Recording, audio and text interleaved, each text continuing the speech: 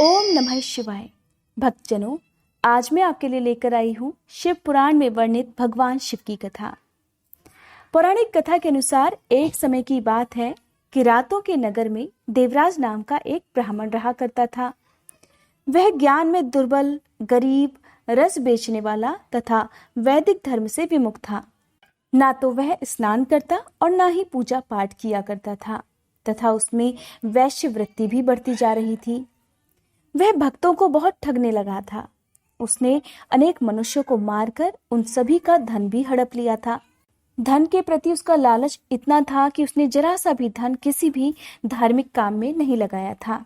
वह वेश्यागामी और आचार भ्रष्ट भी था। एक दिन वह घूमता हुआ दैवयोग से प्रतिष्ठानपुर जा पहुंचा। वहां उसने एक शिव मंदिर देखा जहां बहुत से साधु महात्मा एकत्रित हुए थे। देवराज वहीं रुक गया। वहां रात में उसे बुखार आ गया। उसे बड़ी पीड़ा होने लगी। वहीं पर एक ब्राह्मण देवता शिव पुराण की कथा सुना रहे थे। बुखार में पड़ा देवराज भी ब्राह्मण के मुख से शिव कथा को सुनता जा रहा था। और फिर 1 महीने बाद देवराज बुखार से पीड़ित अवस्था में चल बसा। यमराज के दूत उसे बांधकर यमपुरी ले गए। तभी वहां शिवलोक से भगवान शिव के पार्षद गण आ गए। वे कपूर के समान उज्ज्वलित थे। उनके हाथों में त्रिशूल, संपूर्ण शरीर पर भस्म और गले में रुद्राक्ष की माला थी।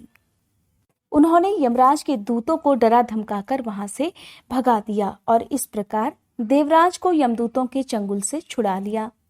और वे उसे अपने साथ अद्भुत विमान में बिठाकर जब कैलाश पर्वत पर ले जाने लगे तो यमपुरी में कोलाहल सा मच गया, जिसे सुनकर स्वयं यमराज अपने भवन से बाहर आए। साक्षात रुद्रों के समान प्रतीत होने वाले इन दूतों का धर्मराज ने विधि पूर्वक पूजन कर ज्ञान दृष्टि से सारा मामला जान लिया। उन्होंने भय के कारण भगवान शिव के दूतों से कोई भी बात नहीं पूछी। और फिर भगवान शिव के पार्षदगण देवराज ब्राह्मण को अपने साथ कैलाश पर्वत पर लेकर चले गए। वहां पहुंचकर उन्होंने ब्राह्मण को करुणावतार शिव के हाथों में सौंप दिया। देवराज नाम का ब्राह्मण भगवान शिव के चरणों में गिरकर उनसे पूछने लगा, हे प्रभु, मैंने तो आज तक अपने जीवन में कभी कोई धार्मिक कार्य नहीं किया, ना ही मैंने पूजा पाठ की और ना ही किसी को कभी एक पैसा भी दान में दिया। इतना ही नहीं, मैं तो लोगों की मेहनत से कमाया हुआ धन भी उनसे जबरदस्ती छीन लेता था। फिर क्या कारण है कि मृत्यु के बाद मुझे कैलाश पर्वत पर आप लेकर आ गए? तब भगवान शिव ने मुस्कुराते हुए देवराज ब्राह्मण से कहा, हे भक्त, मैं तुम्हारे बारे में सब कुछ जानता हूँ। तुमने अपने जीवन में कभी कोई धार्मिक कार्य नहीं किया, कभी किसी प्राणी की सहायता नहीं की, जबरदस्ती उनका धन भी छीन लिया, कोई धार्मिक कार्य नहीं किया और तुम वेश्यागामी भी थे। तुमने अपना सारा जीवन दूसरों को सताने में और उनका धन लूटने में लगा दिया। ना तुम स्नान करते थे और ना ही पूजा पाठ करते थे, लेकिन तुमने अपने अंत समय में पूरे 1 मास सब कुछ त्याग कर शिव पुराण की कथा सुनी, जिसके प्रभाव से तुम्हें अंत समय में कैलाश पर्वत पर स्थान मिला। और ऐसा केवल शिव पुराण में वर्णित कथाओं के माध्यम से ही संभव हो पाया है। इसलिए हे भक्त, आज से तुम मेरे प्रिय भक्तों में से एक माने जाओगे।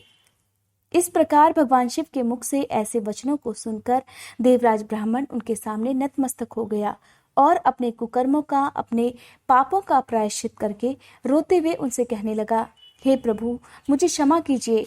हे प्रभु, आपने तो मेरा जीवन संवार दिया। आपके दर्शन पाकर मैं धन्य हो गया। इस प्रकार कहा जाता है कि शिव पुराण की कथा सुनने मात्र से ही व्यक्ति के सभी पाप नष्ट हो जाते हैं।